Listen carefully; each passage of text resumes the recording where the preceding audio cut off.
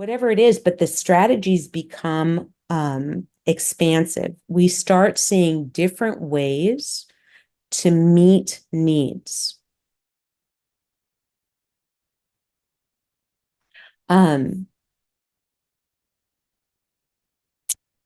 Nutrition, that's the next pillar. I love this quote because I think it's really valid. Those who think they have no time for healthy eating will sooner or later have to find time for illness. And that's the reality of it.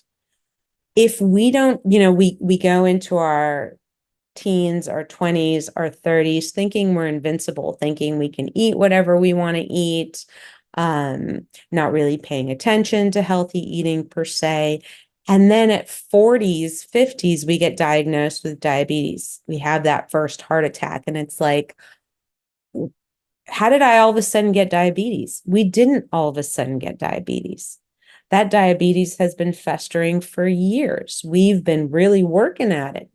That heart attack didn't come out of nowhere. Those arteries have been clogging over many years. And not until we get to illness, for a lot of people, is that the motivation to actually make a change. Oh, it's after that first heart attack. Okay, I need to do everything I can not to get the second one. Oh, I have diabetes. I need to, now I need to be healthy. And so the importance of that is to really think about, let's not wait for illness, or let's not wait for the illness to progress. We can make those changes now, and we can make them either, there are people who leap into change. There are people who make incremental changes. Either way, you're moving the dial in the direction you want to go. Our environment is no longer serving us. These are really impactful, I think, statistics. 50% of American adults have a preventable diet and lifestyle related chronic disease. Half of Americans have a preventable diet and lifestyle disease. And that's high blood pressure, heart disease, diabetes, autoimmune conditions, and so on. Every 37 seconds, someone dies of heart disease in America.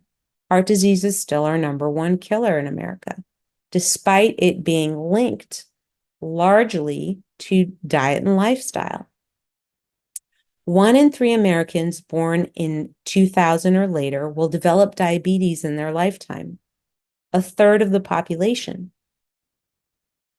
Unhealthy diets are responsible for more deaths than smoking.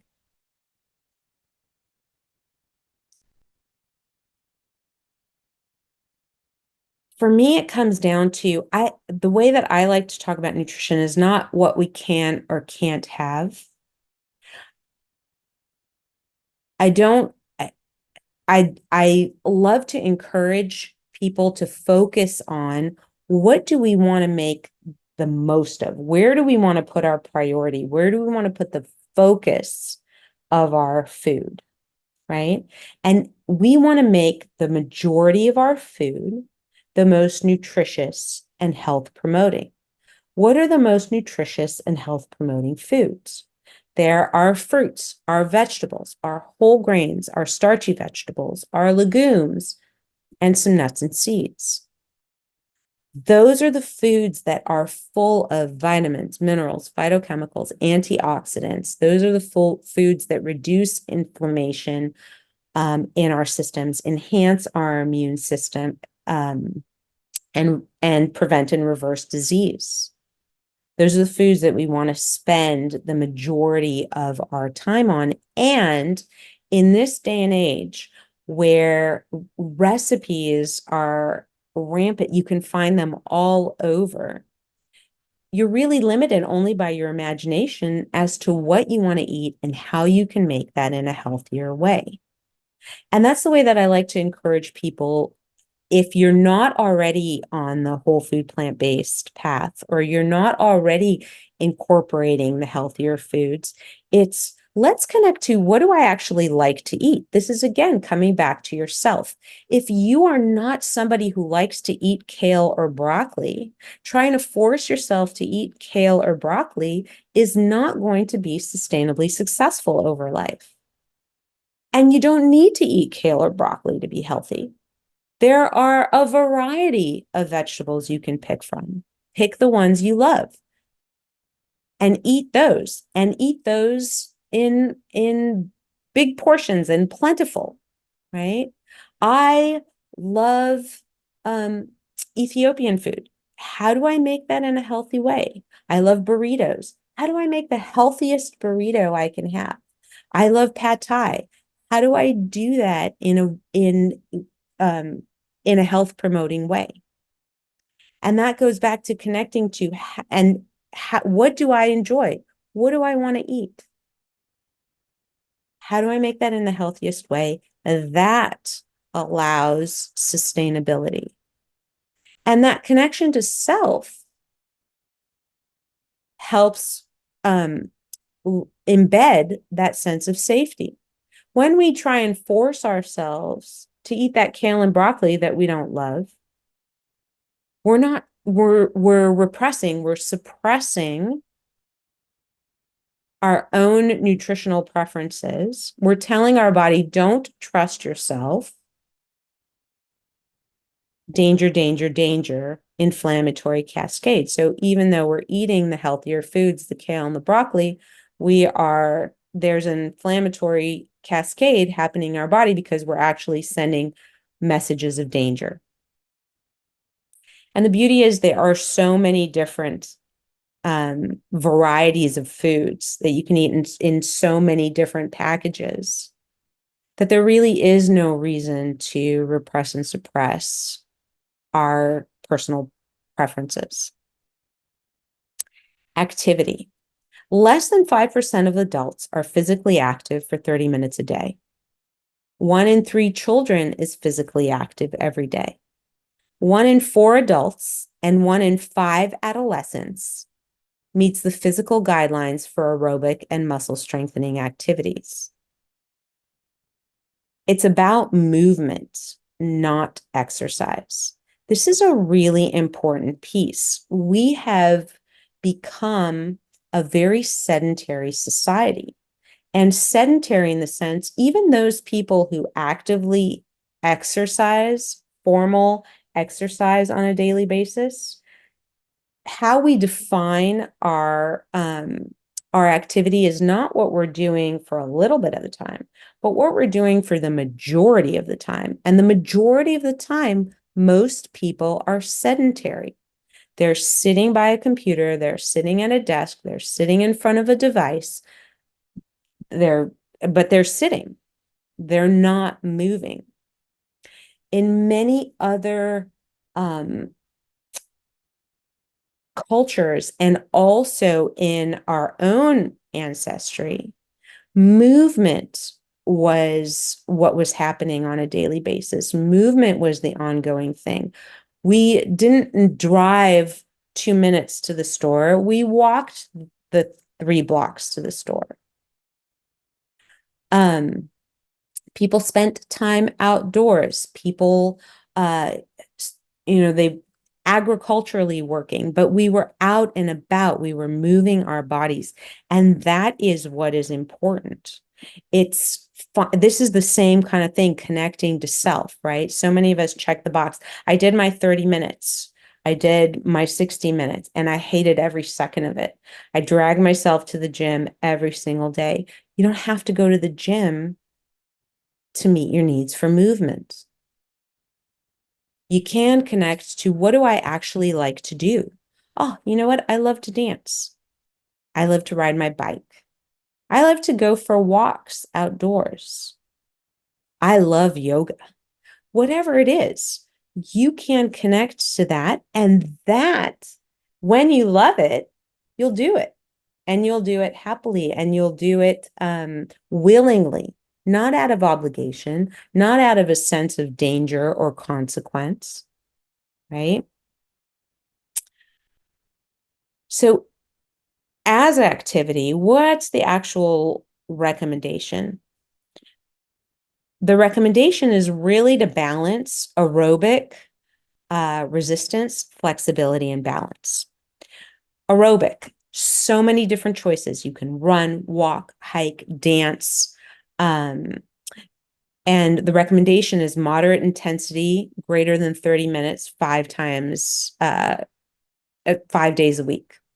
Or vigorous intensity, greater than or equal to 20 minutes, 3 days a week. Resistance can be the same. It could be weights, it could be yoga, it could be Pilates, it could be walking. 2 to 3 days a week, 2 to 4 sets per muscle group. And resistance is important, especially as we get older, building your muscles, and strengthening your bones. Flexibility, equally important. Stretching, yoga, lunges, foam rolling, 2 to 3 times a day, or 2 to 3 days a week. Aim to stretch all your muscle groups. Stretching is really great for us to maintain our limberness and to help us prevent, as we get older, falls and as a result of decreased flexibility and balance. And balance is the same, and we can get really expansive on what that looks like. It could be standing on one leg, or alternating legs while you're brushing your teeth, or standing in line for a movie, or waiting at the supermarket. The next pillar is play. Play is a really important one that children prioritize and we as adults forget about. We don't stop playing because we grow old. We grow old because we stop playing. And there's the ever youth Peter Pan.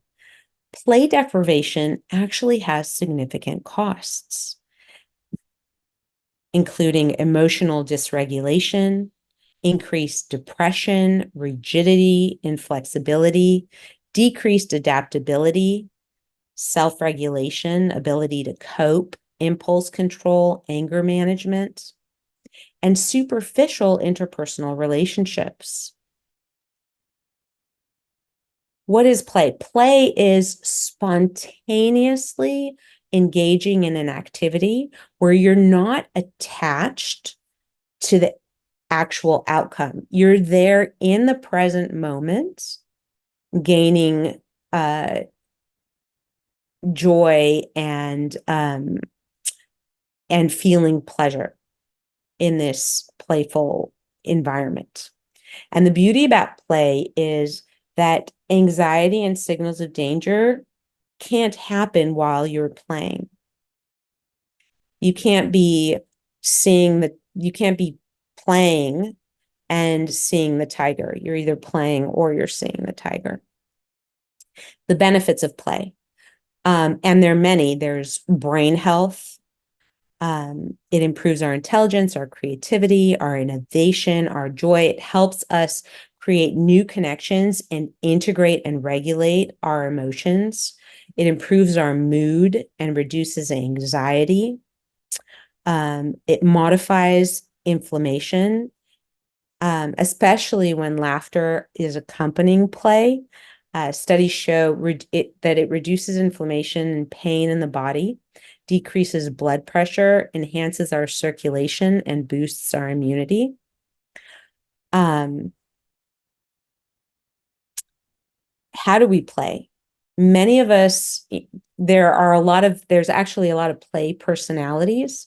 You can be a joker and tell a joke. See, this is, again, not something that this is not a soccer game for, a full day on Saturday, right? It could be telling a friend a joke.